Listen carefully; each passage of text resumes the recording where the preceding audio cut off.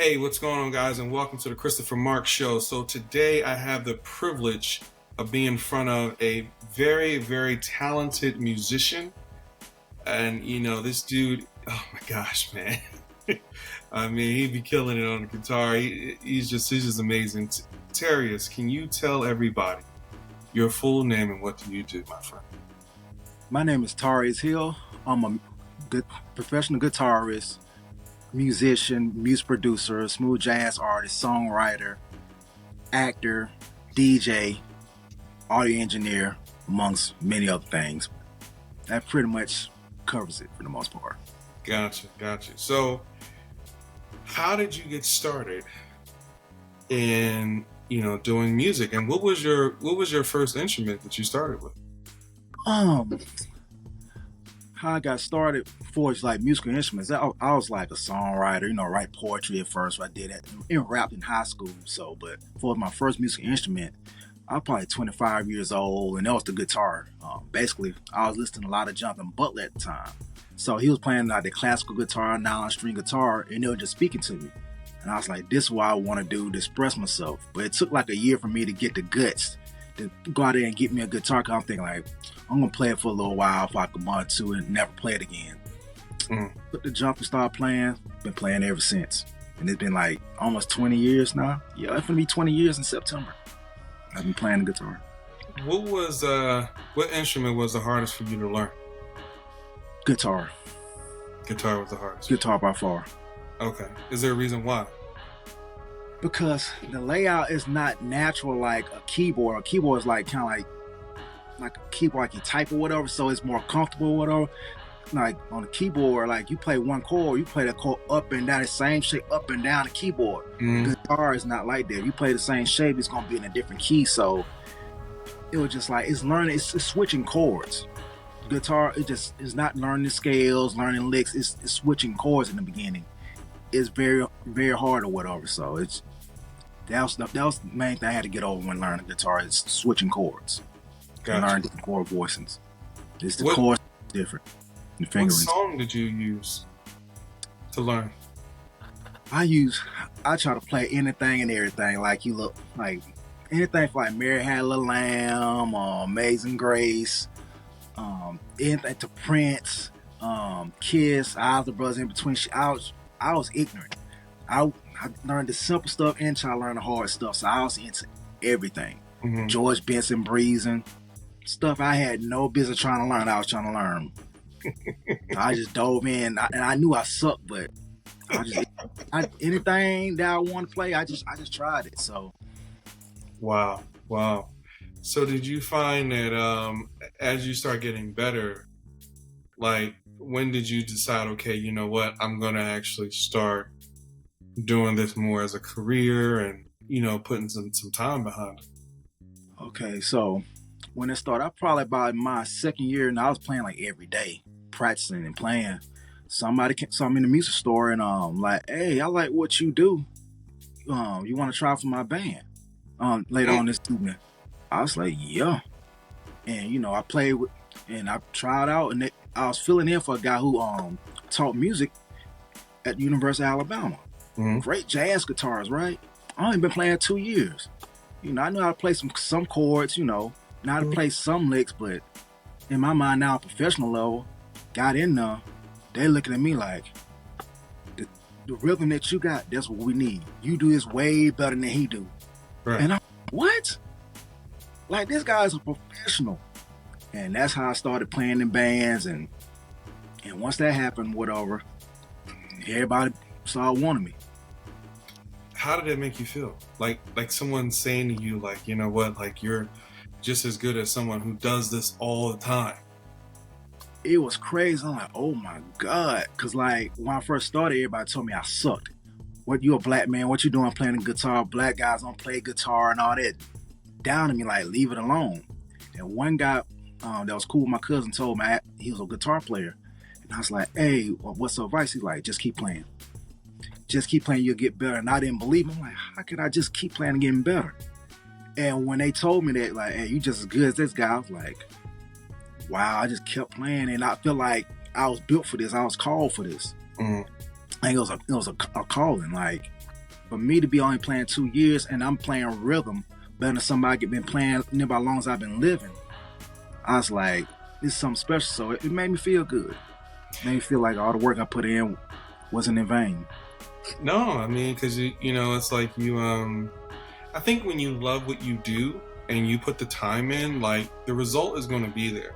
Like I always tell people, they'll be like, "Oh, well, how come?" Like, you know, people always say this, like, "How come this person's successful?" and things like that. And I tell them, I say, you know, it's what the person does behind the scenes. Like whatever they're doing behind the scenes, whatever you don't see, like you get the result of that, you know, and that's just what it is. And even if you feel like, oh, this person doesn't deserve it, they're going to get acknowledged because, you know, whatever in the dark will come to the light, good or bad. True. That's true. It will come to the light, and you will get the acknowledgement for what you do, whether you like it or not, because it's just time, right? You know, and so that's amazing. That's amazing that you stayed with it for so long. So like, you know, once you started to get into the feel of it and getting around people that were actually doing the similar things as you were, you know, how did you get into going from that to doing your own album and producing and things like that? Well, how I got into that was like when I was playing in cover bands, it's kind of like put me in a box because I always love to create. I'm just a creative person. I just love to create. So I'm like, man, I'm getting tired of playing these cover bands. I want to create. So I play my own little stuff, you know, at home on my guitar. But once I got introduced, when I got my first Mac computer, it came with GarageBand. I had some other recording software that came with it. And like I can really, you know, make my own beats, make my own music. So that's how it happened. It's probably like in 08, 09. So once I got exposed to that, that was it. I always wanted to create, I just didn't have the tools to do it. So Right. once I got the tools, it was over. How do people, when they work with you, how do they feel working with you now? Most people when I work with them, they love it. Like they be amazed with them. Now in the beginning, people wanted to work with me and it was cool, whatever. But I didn't know what I was doing for his drums. That was the main thing holding me back. Like I felt inadequate because I can do all the music, strings, keys, guitar, bass, anything. I just didn't understand drums. So for years they helped me back or whatever. So I kind of started shying away from working with artists, and I just make drum loops and make my own music. But when I learned how to, you know, do drum programming, then I started back working with artists. First, they're looking at me like, man, you really talented. I don't like your music, but you're super talented in putting together beats. So can you make beats like this other person and stuff? But it always turned out at the time to be me. Even when I tried to do it with somebody else, it all came to be me. So that was a problem at first. But as I started doing it more, and my mindset started changing or whatever, and I started to pay attention more to the music, just understanding how to get out my own way and stuff. Then I start more, you know, be able to do what other people did or what. It's still my own style, but make it closer. Then people start liking what I do originally. What would you say is your sound, like your signature? What's your signature? Signature sound is very smooth, funky. It could be bluesy, jazzy. It's a combination of different genres, like smooth, jazzy, funky, bluesy. Wow. Blues. Okay. All right. So would you say that, you know, with everything that you've done thus far, like, who do you aspire to be? Basically, what I aspire to be as a producer or creative is like, I call super producer, what I mean, like, I can create any kind of music, no matter what it is, and serve artists or anybody who needs music. Just be create anything I want to, you know, on the spot. You know, that's me or whatever. Like no restraints whatsoever. Does your music come out the way you intended to come out? Like, you know, like sometimes you'll put something together and then you'll be like, okay, I'm going in with this mindset. And then Mm-hmm. next thing you know, you in the groove, you in the flow. You're like, this is happening. Let me put this here, put that there. And next thing you know, it's something else that you did not plan on it being at all. That happens a lot. Like the times it comes out exactly how I want it is usually when the beat's already in my head before I even touch it. Like a beat just Mm, comes in my head or a song comes in my head. That's usually when it's gonna come out exactly the way I want it because everything I do is intended to get the sound that's in my head. Now, if I'm making stuff random, like, okay, I'm gonna make a beat or whatever, I'm gonna make this type of beat. That's when usually I'll come across a sound or a pattern or something that would take me in a whole different direction. And I mm. call it going left. I call Okay. it going left. I was planning to go here, but I heard this and I just served the music. That's Wow. sometimes if I'm doing music for an artist or whatever, I said, give me a reference track. Because you don't give me a reference track or whatever and tell me exactly what kind of sounds you need, what direction you're going. Once I start creating, I might go left. It'll be something great, but you might not like it. So give me some parameters on what I can do and what I can't do. So, what do you like more? Do you like creating for yourself or for other people? Creating for myself because it's just total freedom. I Like I know. don't like to be restricted, so I like to go wherever it goes. So I enjoy making music for myself more than other artists. It's fulfilling to do it for other artists or whatever. Because you see, serving them or whatever, it's like a ministry like or whatever. So I love to see them happy. Like, okay, you really helping me in my career. You really helping me with the song nobody else could did, but what you did. So I appreciate, you know, I love working with artists, but I'd rather just create, just freely or whatever for myself. So, you know how most artists or most people who are like, whether they're comedians, whether they're actors or musicians, they always say that art saved them, right? And so, in what way did art or being creative in the way that you are save you? Whew, it really saved me. That's how I started playing the guitar because I was just going through a hard time in the job. It was very oppressive, right? So I need an outlet, and when I started hearing that Jonathan Butler guitar or whatever, I was like, this is what I want to do, an outlet. So it helped me keep my sanity. Like literally, it helped me keep my sanity. Because if I didn't have music or whatever, if I didn't play guitar, I would have totally crashed out. I'm not even gonna lie to you. It really saved my life. And it helps me have a direction. When I didn't have a direction, I didn't know what I want to do with my life or whatever. At one point, I was in science for all those years, and I didn't love it no more. So I was like, what am I gonna do with my life? Having music, learning how to play guitar, learning music production, learning bass keys or whatever, learning how to sing and all that. It gave me something to focus on or whatever. So, and something to look forward to. So, it really saved my life. Do you feel like your friends and your family, do they like your work? Like, do they like what you do? Some do, but some don't. It's very weird. Like, Good, right? Yeah. very weird. Like it just when it comes to music, like I think they really didn't want me to do it. Okay. So they was like, they said, I don't like your music, but I'll play them something. Say I'm playing with a band or something, or I'll produce something for somebody else. I said, I won't tell them that I produced it or I'm singing or playing or whatever. Oh, I like this, whatever. I said, that's me. That can't be you. Nah, that can't be you. That gotta be somebody else or whatever. I'm like, nah, it's me. And they just be like, and they can't say, oh, it's hard. Then like when I got really good at guitar or whatever, they couldn't diss me no more. Like, oh, you really good. When I started getting production, oh, you just need to stick to guitar or whatever. I had artists that I used to play guitar for. They be like, they never liked my music production. No matter how good it was, everybody else say it's great. They just want me sticking guitar. So it's very weird. Like I get a lot of haters, but I got some people, that's close to me that support my music, but nah, not as much as I would like, but it just is what it is. That's what happens, because when people, it's because it's you, right? And because whatever they have in mind of who you are, they feel like you fit within this. That's it. Don't do nothing else. Yeah. And so, with some people, they just don't want to accept that you could do something else or be something else.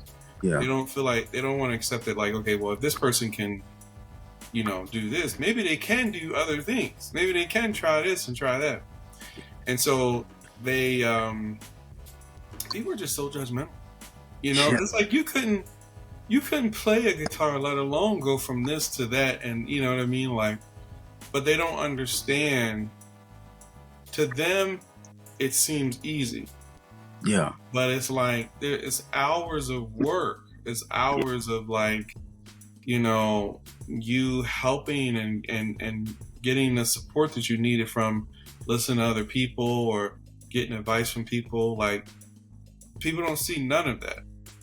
So in their minds, when they see you play, it looks just super easy. It looks like, okay, well, anybody can do this. What Mm-hmm. makes you so special? Yeah. Yeah, and that's the thing. I always tell people, like, even if you're talented, like, you still have to put in the work to make things happen. Yeah, you're But, right. you know what I mean? So, what would you say, with all the things that you've done thus far?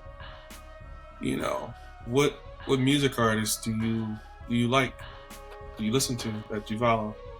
Oh, it depends on how I really feel. Like sometimes I be in the mood for Jimi Hendrix. I'm a big Jimi Hendrix fan. Okay, okay, Big Norman Brown fan. I listen a lot of Norman Brown, Isley Brothers. It's a lot. I mean, it can be West Montgomery, Santana.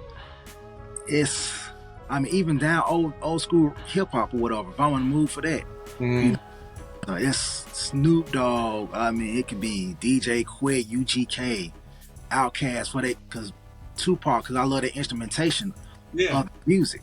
right. So it really depends on what mood I am. I just don't have like one artist I listen to all the time. It depends on what vibe I'm on. Okay, okay.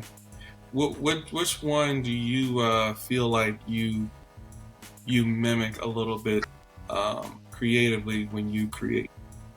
Woo, for jazz wise, I would say George Benson, Norman Brown. When I'm doing smooth jazz, Okay. yeah, could have huge influences on me. For is playing the guitar overall, I would say Prince, Ernie Isley, Jimi Hendrix, like more, like funk, like funk or whatever, funk R&B, guitar players, whatever. But for his production wise, yeah, it's a my style is really different. Like the stuff I really my style is different, so it's a combination of different influences. Um, Gotcha. it's it, I don't even know what to even call the stuff that I really do. I really love doing. I don't even know what to call it. So like Devontae Swing's a heavy influence on my music production. DJ Quick, um, Dr. Dre, like Daz Dillinger, different people like that. It's just a lot. Some of the '80s producers like Teddy Riley and stuff. So Mhm. but when I really just cook up, it's so different. Like it's really a combination of all those influences.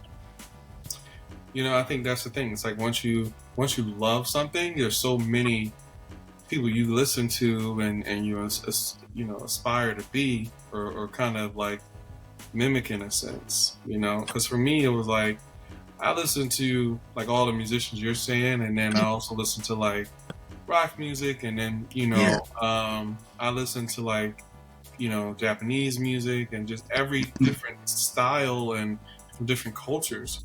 Because for me it was like for me music is so universal that Yes. you can, as long as you can connect to people and hear their story, because even though you're playing an instrument, it's like words are coming through. Just because they're coming through music notes doesn't mean that the expression and feeling of that. That's why like people love jazz so much, because you can just feel the pain. You can feel like the emotions behind it, and even if there's no words, it's just even more powerful, So it's crazy, but it's beautiful that you're able to like have those many people that you aspire to not only listen to but just also to be. So let me ask you this: so what does the future look like for you?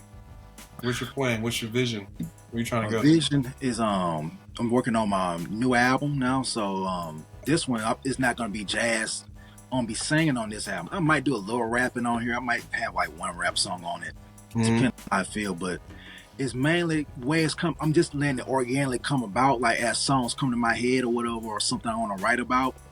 It's looking like it's gonna be more of a it's like a soul album, like kind of like Raphael Sadiq solo stuff. Okay. You know, kind of Andre 3000 like solo stuff, something in that area, kind of like old school soul with a new school twist to it. So Gotcha. that's my main focus, and still making beats for artists, whatever, leasing and all that stuff. Want to get more sync placing, do more sync licensing and stuff.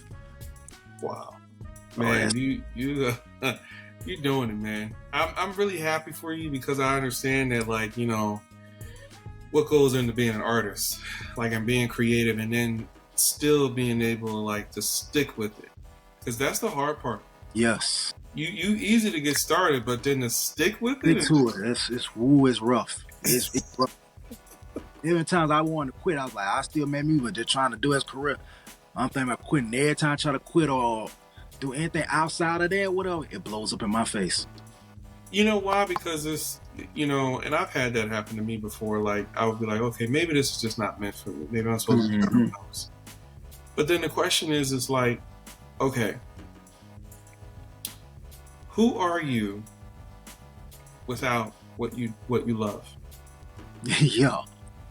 Right? And that's the thing. Like, a lot of times you might want to quit, but you're too knee deep into what you do to quit. Yeah, too much skin in the game. Like, so you just haven't figured out how to leverage it in a way where it can work for you long term, but it doesn't mean it doesn't work. It's true. Because all you just need to meet is the right people who actually really genuinely understand what you're doing. Yeah. And not only that, respect it. Yes. Because that's the key. It's like everybody, see other people who are talented, but they don't respect them. Yeah, that's true. Because I was telling this to my brother the other day, and I said to him, I said, if you respect people, they'll give you everything. If you just respect them, they will give you everything. If you don't respect them, you're going to find there's going to be friction with them. Yes, that's true. That's really true. And that's how life goes. It's like, and so it's more so about the same with yourself. It's like, if you respect yourself, then there's no limit to who you can be. Yeah, that's true. But if you don't respect yourself, then now you're the one weighing yourself down with your doubts and your fears and your anxiety. Mm-hmm. You're the one holding yourself back. No one else is. So that's what a musician told me or whatever. He told me that one time. I was singing. I was with a band last year, and we was doing an open mic night or whatever, right? So there's other musicians playing, and they did I think Ain't No Sunshine When She Gone, whatever, right? They started playing it, but had nobody could sing it. Dude said, I don't know the words of the song, so me being silly, I said, I get up there and sing. I ain't know all the words. I forgot all the words to it, so I just started singing the little bit I knew. And folks went crazy about it, right? I ain't not known to be a singer. I could sing a little bit.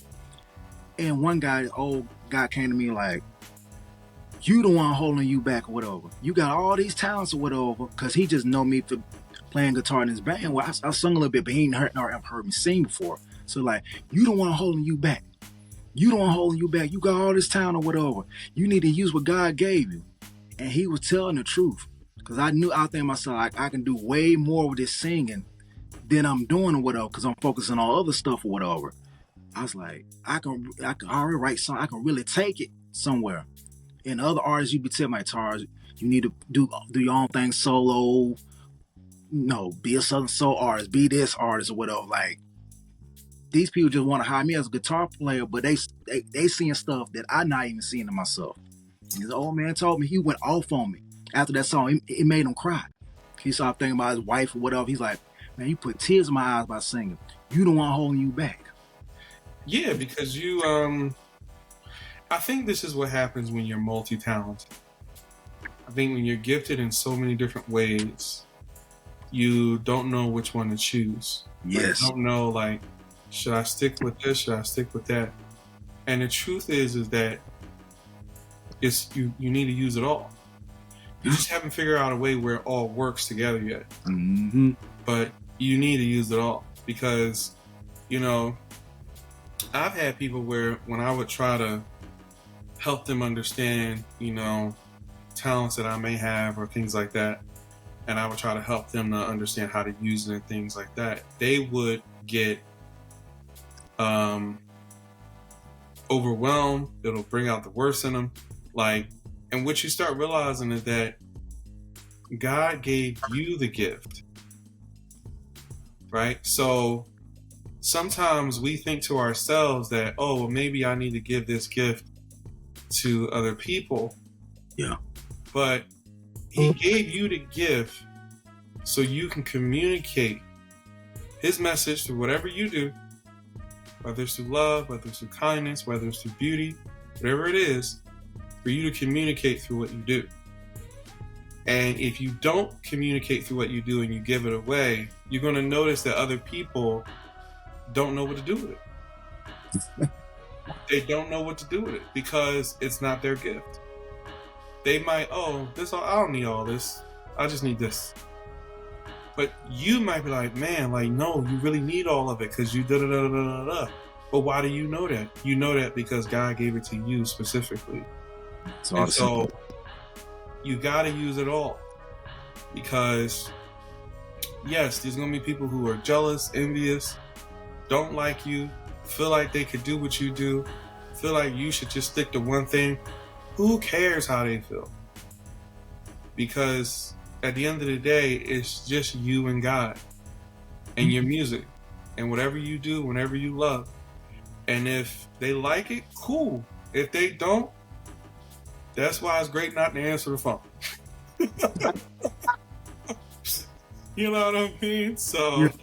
I just figured I'd share that with you, man, because you're really, really talented. And, you know, don't hold back, man. Don't hold back because I know it's hard out here. I know you got a lot of good things going for you.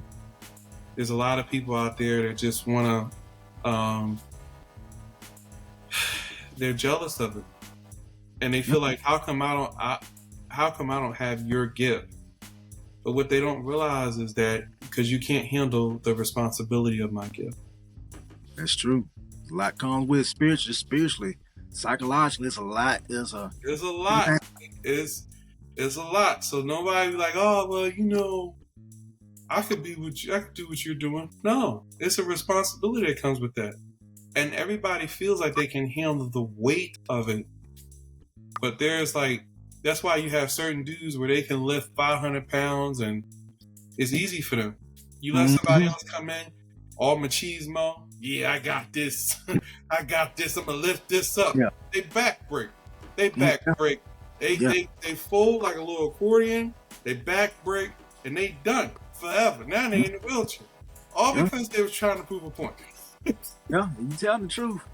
You know, so do what you love, man. Do it all.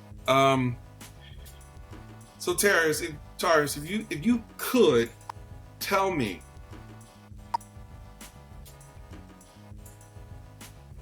if you had to give advice for someone who is walking your path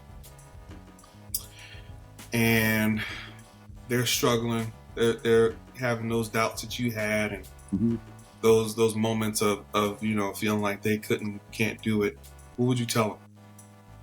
No, one thing I tell them is trust in God and keep going. On this musical ride, I didn't know what I'm doing and still don't know what I'm doing. All the accomplishments I got, the Alabama Blues Hall of Fame, being in the movies, composed plays, and all this great stuff I done did. I didn't know what I was doing. I just kept going. It was like I was walking blind. I just went with my gut instinct, made a lot of mistakes, just kept going. He just used everything I experienced to get me to where I need to go. So just keep going and do you.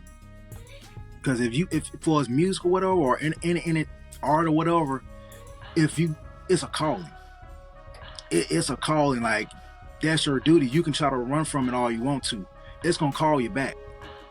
So just keep going. Just keep going and do you, and God will lead you to where you need to go. Just keep going. Y'all heard that? Yeah, I want y'all to let that sink in. Just let it sink in. Okay. I appreciate you, man.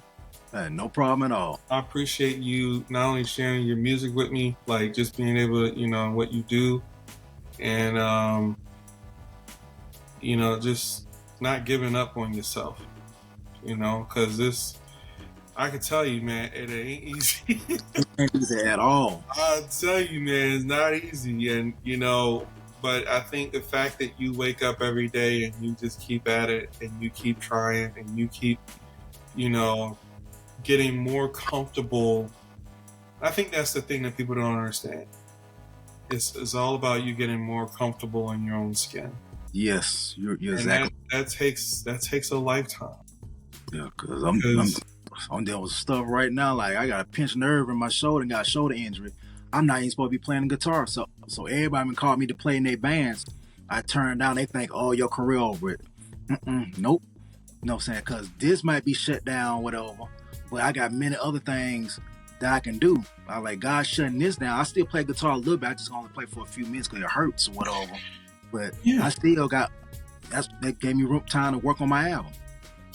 And that's usually what happens. Most times you might look at things and be like, man, why is this happening to me? But God will always, if he's been talking to you for a long time, which I know he probably has, and you're not listening, he will force you into a space for reflection. Yes. And self-reflection, and so that you can understand what he wants you to do. Because I'm sure there will come a time where you won't feel that way no more. That'll be better. You'll be able to play the guitar again, right?